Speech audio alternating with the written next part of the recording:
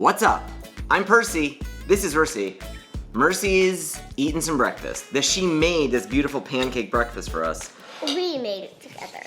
We all had something to do with it. Welcome to the hit new critically acclaimed morning show called The Show!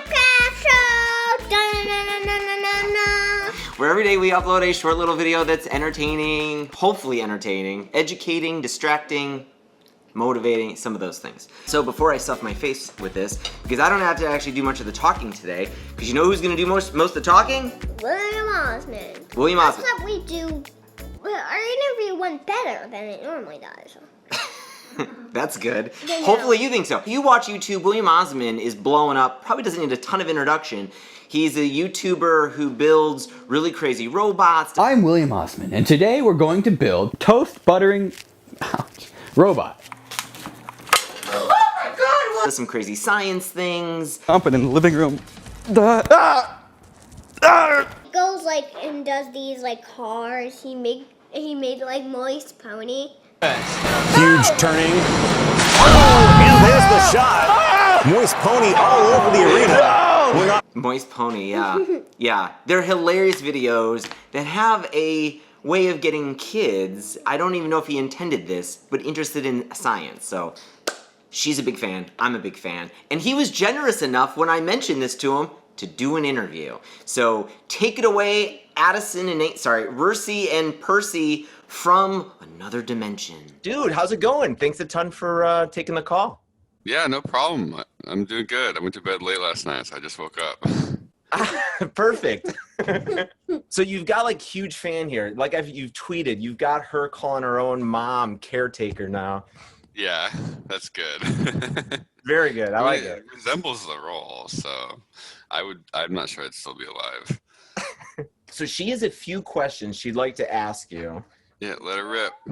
Was it like choosing your engineer path or Degree. So yeah, she wanted to know what it was like, I think, becoming an engineer or going to school for engineering. What was your path like there, making those choices? When I was a kid, I just liked making stuff. I had it kind of started with like arts stuff, arts and crafts, more tangible for someone who's in like elementary or middle school. Yeah.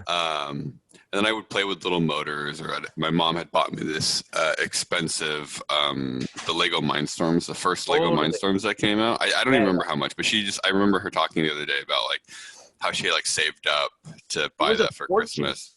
Yeah. Yeah, it was like way more expensive than any other Lego set. And then I would blame my mom mostly. Yeah. For giving me like the resources to try and explore stuff, because a lot of her family does engineering. And so I think she just kind of was like hoping that was something that would interest me. So I don't know if it's like a genetic thing that people like for sure sometimes naturally have an inclination to like explore the world around them. Yeah. And I mean, you got a college degree in engineering, right? Yeah, and that led me to the college degree. I mean, I feel like the college degree is probably like the least exciting, because it's always like either someone just picked it or it's like the obvious answer for somebody. If like, I like doing things, what am I going to do? Be a doctor? It's like, no, I'm going to do things, which is engineering. Yeah. Yeah, totally. So, do you regret that at all? It was just sort of like, I don't know what else I would have done. I mean, if I did anything else, it would be to like subsidize or to like supplement the engineering, you know, totally. Like something like, because engineering is sort of just a little bit boring from the school standpoint, and then when you actually do engineering, it's like, here's one problem and I solve it with engineering. So it's like medical or food or this or that or blah blah blah. And so it's like, you know, if you want to be like a very successful or wealthy inventor, you kind of have to have the engineering plus some other skill. Yeah, totally. I get it. I was a chemical engineer in school, and I regret maybe not having more of that experience or practicing something on the side until like I got older. It would have been nice to get started a little bit earlier. Right. What I think you want to ask, what made you want to do YouTube and videos in the first place? Yeah, so how'd you get started in YouTube? Why'd you even want to get into YouTube or get started? I made videos, like little stop motion movies as a kid, like little sock puppets and stuff where you like move it a little bit. And I had this DV camera that my parents bought me for another Christmas that was you put the tapes in it Yeah. And then totally. you could like take a single short video and then stop it, and then you'd like move the action figure. I use socks a lot for some reason, or my sister's toys and my toys, and move it a little bit. And then you could like play it back, and it's just like this tink tink tink, like slowly moving. And then in high school, I took a filmmaking class, and we sort of just make videos for fun. And then that was something that I enjoyed a lot. And YouTube had just started. When I was in high school was like the very beginning of YouTube in like 2006. I think the end of 2005. And so it was like like literally when I came into high school was the like first year of YouTube, I think. Maybe the second year of high school. And so it was just like, oh, cool, I can make videos and people can watch them. And it was like enjoyable to make stuff. I think it kind of ties into the engineering a little bit of like, I like making things and automating things. And so having, making videos and people watching them was like exciting. Yeah. But nobody watched them. Yeah. It's just creative, you know? I mean, I feel like some people specifically me, I like being creative, and I think other people like too, of making art or paintings or, you know, videos and skits and stuff. And then we just kept doing that. I like had to get a job at some point after college, but we'd been making videos, and we kind of stopped making videos. And then I was like, well, wait a second, I should build a portfolio of things I've done. I'll make a video about this little project that I did. And it's like a more serious video. It's still on the channel. If you go like really like to the first couple videos, it's way more like straightforward. Okay. And I was like, I should have to get a job now. Like I'm, you know, like early 20s and finished school. My friend helped me make a video, and then we made another one, and then we made another one, and we made another one, and then people started watching them, and I was kind of like, wow, like, I've made videos for a long time, but nobody watched them up until now. Like, that's weird. Like, what's happening? How long was that span? Like, how long did it take before? Like 10 years. Okay. Wow. If I started making videos in 2005, and then that was in high school, and then we would make like videos for this other channel that my friends and I ran, that I think at this point has like a couple thousand subscribers, but it's just been sitting for like 8 years dormant. Some of the videos have like a couple 100,000 views though, so I'm not sure what happened. Then we stopped, and then we started in 2016, and then it took about a year to get to 100,000 subscribers. Yeah. So we'd been making videos for maybe 5 years, and then stopped for a little bit, and then started doing the science channel, and it took a year to get to 100,000. So it was like very quick. I think a lot of people, when they make videos, they think they're going to be successful immediately. And if they're not, you either need to learn more or you need to pivot. Because if you do something that people are going to respond to, it will be, I think, successful almost immediately. Yeah. That leads into your next question, though. Well, we actually also made a stop motion video that was kind of funny, where I like pretended to hate stop motion, and then we made this funny thing where like I would drink coffee to energize them, but it was actually fake coffee, just some food coloring and water. a little fast forward like a month or so, I had a sip of your coffee, and it tastes terrible. So yeah, but it gives you energy. I like the smell of coffee, and the taste is like whatever, but it's got caffeine in it. Yeah, we have fooled with stop motion, and we made a funny little commercial about some software I made that had we were doing stop motion, and the whole premise was like I was making her do the stop motion because I was too tired to like move the stuff myself. It's fun. It's cool. There's like a really cool like experience of spending a bunch of time doing things that you don't really like. You don't see the big picture. You just like a little movement doesn't mean anything, and you get to play it back at the end. Like I think that's kind of the creativity that like drives me to want to do like science and I say engineering, but more like building things.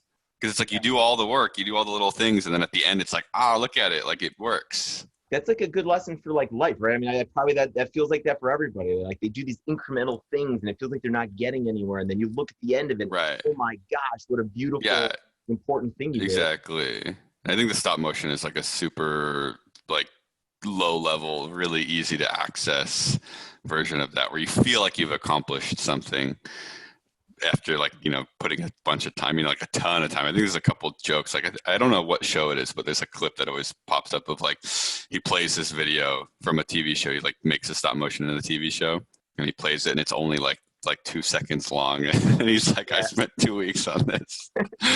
I'll have to find that, but yes, I can relate to it. That's awesome. Well, so you kind of answered this already, I think, but did you want to still kind of ask that question? Did you ever want to quit YouTube? Yeah, I mean, I think you kind of answered it already, but like, yeah, were there moments you've wanted to quit? I mean, it sounds there's bad. I mean, I feel everything you do, there's always like bad moments where, because like I describe it as like, what would I rather do otherwise? Like anytime I do like have a day that feels bad, you know, it's the same as like going to school where you're just like, I don't want to go to school.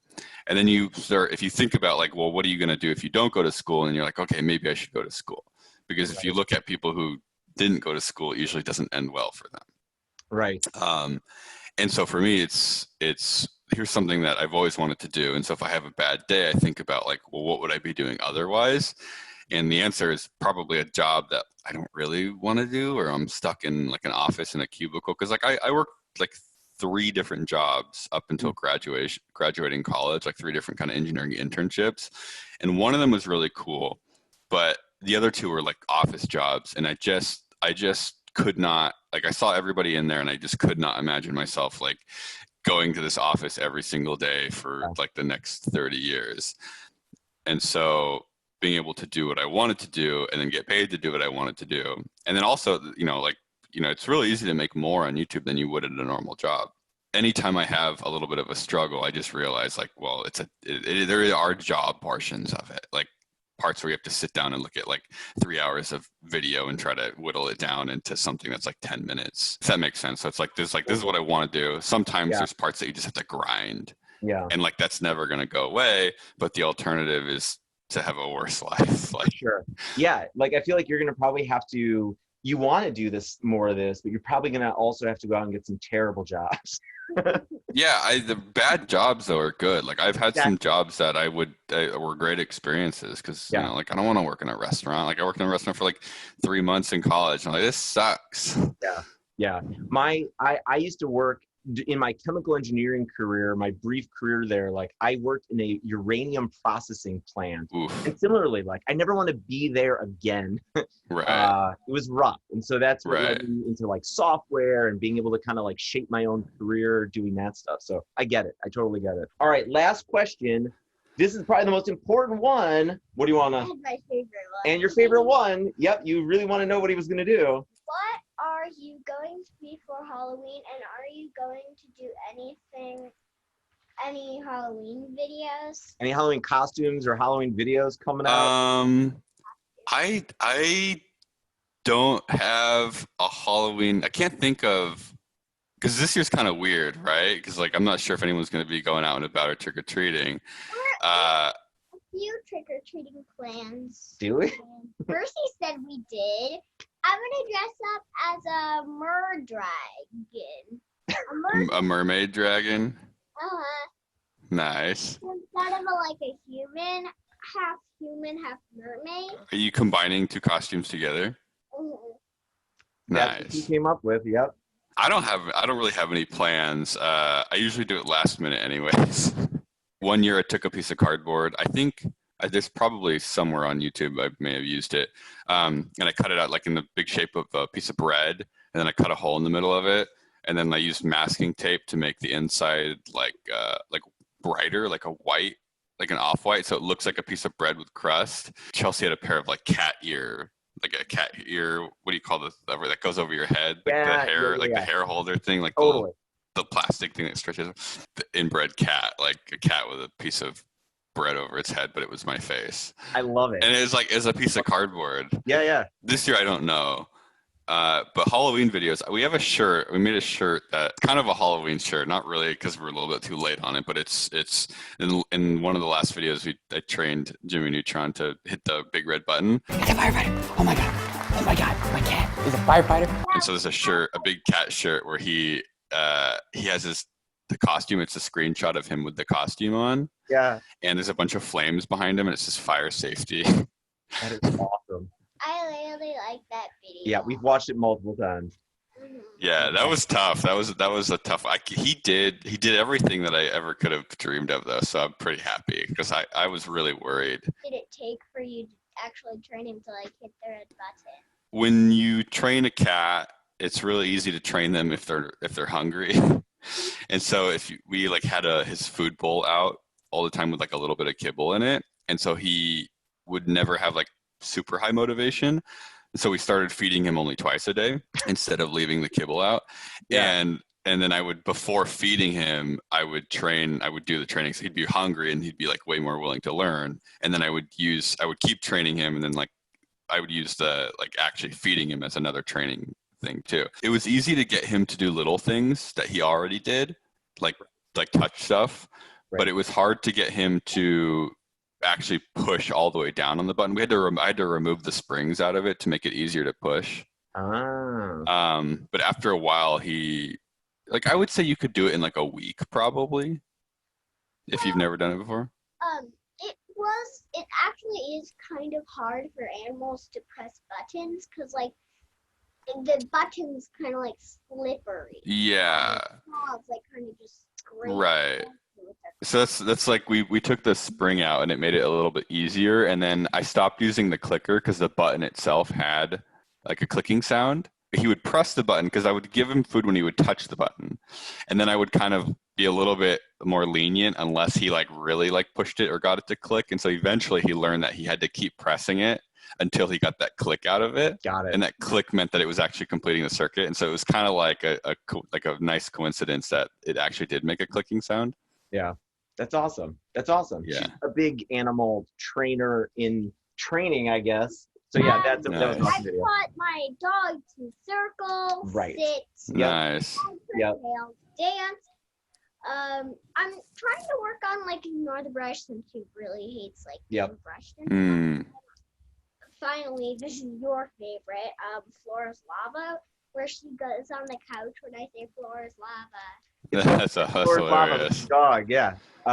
Dude, That's I don't want to take up any more of your time. This was awesome. Thanks a lot. This was really generous. Yeah, no problem. It was nice talking to you. What besides like your videos and channel, what else can we like promote of yours? Have you seen the website? She might like the website. It's catwarehouse.com. Oh, we have been there. Yeah, totally. Okay, yeah. Okay. Yeah. I don't think you have been there yet. Yeah, that was put so much time into like trying to figure out how to make it like almost like the back of a cereal box. There's a cat on the bottom that you can click and it meows. Wait, if you click it so many times, something happens? If you click it 1,000 times, yeah. It'll give you a coupon. Yeah. How do you know this? Dude, you have been there. No, he said it in a video. Oh, sorry I missed that. Got it. All right, Dude. Nice talking to you guys. Yeah, man, keep it up. We love the videos. Keep up the good work. And good luck with the animal training. Thanks. All right, bye. Later, man. I can't believe we just interviewed William Osman. I can't believe we just interviewed William Osman. That was awesome, man. Thank you. He was really generous with his time, and that was amazing. It was a short interview, but in that all the time, he like had great advice about college, building YouTube channels, changing up things, kind of evaluating the stuff you want to do with your life, which is apropos, because you know what day it is today? It's Evaluate Your Life Day. Hold on. His merch store is at catwarehouse.com. Check it out. Yeah, It's got some funny things on And it. it's got a big little cat at the bottom, and if you click it 1,000 times, it will give you a coupon. That's right. That's right. Then you have to click it 1,000 times. Have you already done this? Did you do this instead of going to school on Friday? No. Speaking of cats, this joke was posted by Keller_Rado on Reddit. Hey guys, I accidentally stepped on my cat's tail. The cat jumped and I ended up kicking the table pretty hard. Ouch, I yelled. You ow, the cat replied in disbelief. Meow. That was terrible. Thanks for William Osman for making this video possible. We've got a lot of new people checking out these videos. If you're new here, hit the subscribe button, hit the bell, thumbs up. Paper and throw it up. See you tomorrow. See you tomorrow. We started improving our interviewing skills. Maybe. We've been watching a lot of Jimmy Fallon to try to improve our interview skills. Is it working? I don't know, maybe a little. We'll see. We'll see. Let us know in the comments. Oh, can you If they're nice tell comments. us?